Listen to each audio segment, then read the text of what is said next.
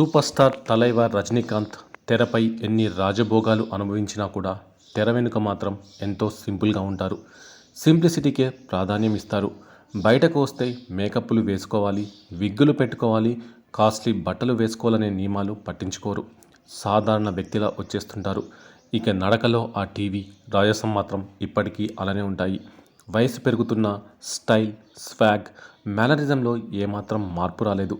తెరపై భాషలా విజృంభిస్తుంటారు, కానీ తెర వెనుక మాత్రం బాబాలా కనిపిస్తారు. ఏడాదిలో కనీసం 2-3 సార్లైనా హిమాలయాలకు వెళ్తుంటారు. అక్కడ సాధువులా కొన్ని రోజులు గడిపి వస్తుంటారు. ఇలా సాధు జీవితాన్ని, అటు సెలబ్రిటీ జీవితాన్ని బ్యాలెన్స్ చేస్తుంటారు రజనీకాంత్. సక్సెస్ వచ్చినా, ఫెయిల్యూర్ వచ్చినా దేనికి తలొగ్గరు. జయాపజయాలకు అతీతంగా ఉంటారు. సాధారణ బస్సు కండక్టర్ స్థాయి నుంచి చిత్రసీమను ఏలే సూపర్ స్టార్ వరకు ఆయన ప్రయాణం ఎంతోమందికి స్ఫూర్తి. ఎంత ఎదిగినా కూడా ఒదిగి ఉండడం అనేది ఆయన చూసి నేర్చుకోవచ్చు. ఇప్పటికీ కండక్టర్గా చేసిన ఆ బస్సుని, నాటి స్నేహితులని, ఆ డిపోని మర్చిపోరు మన తలైవ. ఈ మధ్య బస్ డిపోకి వెళ్ళి తన పాత మిత్రులను కూడా కలిసి వచ్చారు. అలా రజనీకాంత్ తన మూలాలని ఎప్పుడూ మర్చిపోలేదు. తాను ఉన్నత స్థాయి గురించి ఎప్పుడూ పట్టించుకోరు.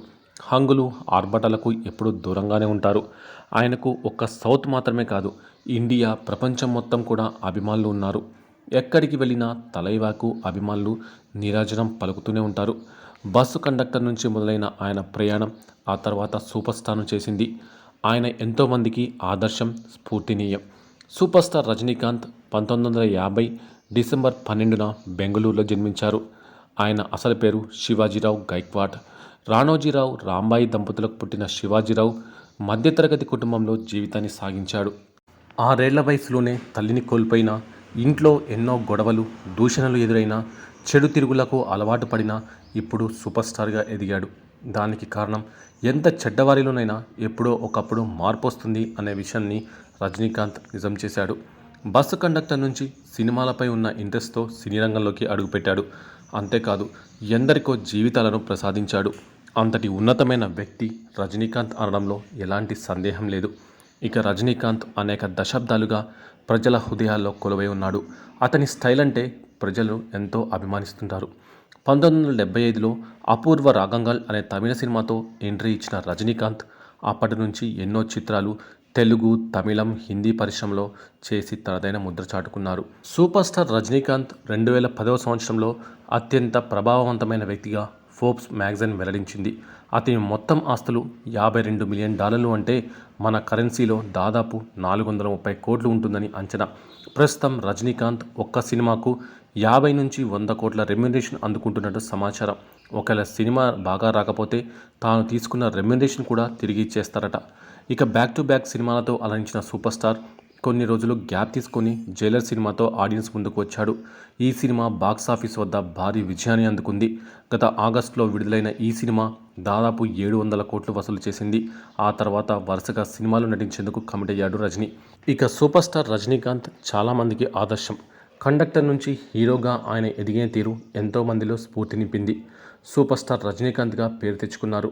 ఆయనకు చిన్నప్పటి నుంచి ధనవంతులు కావాలనే కోరిక చాలా ఉండేదట. ఆ కళ ఎట్టకేలకు నెరవేరింది.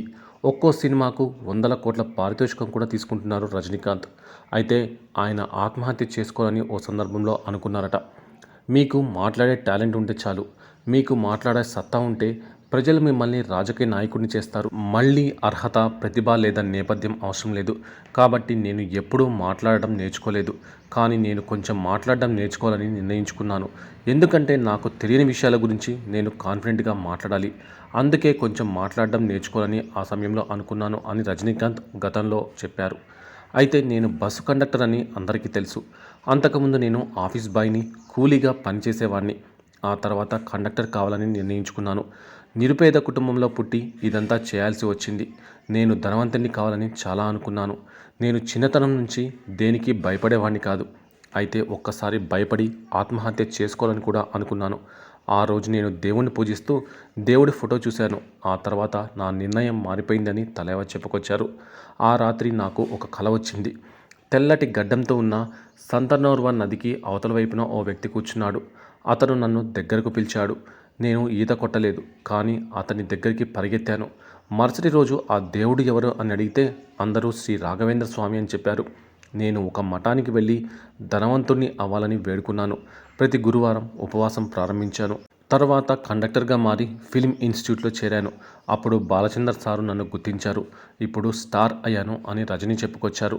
ఆయన చేసిన కామెంట్స్ ఇప్పుడు సోషల్ మీడియాలో వైరల్ అవుతున్నాయి. రజనీకాంత్ గురించి ఎంత చెప్పినా ఇంకా ఏదో ఒకటి మిగిలిపోతుంది. అంతలా సినీ ఇండస్ట్రీలో చరిత్ర సృష్టించారు. ఆయన ప్రయోగాలకు మారుపేరుగా కూడా గుర్తింపు తెచ్చుకున్నారు. 1978లో రజనీకాంత్ తమిళం, తెలుగు, కన్నడ భాషలో నటించిన 20 సినిమాలు విడుదలయ్యాయి. సినిమా రంగానికి సూపర్ స్టార్ చేసిన సేవలకు గాను భారత ప్రభుత్వం 2000 సంవత్సరంలో ఆయనను పద్మభూషణ్తో సత్కరించింది. అలాగే 2016లో పద్మ విభూషణ్ పురస్కారాన్ని కూడా బహుకరించింది.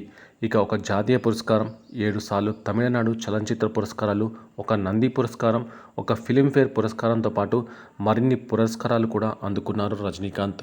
అయితే ఆయన ఎంత ఎత్తు ఎదిగినా ఒదిగి ఉండే మనస్తత్వం. ఆయన చూసి మనం చాలా నేర్చుకోవాల్సి ఉంది.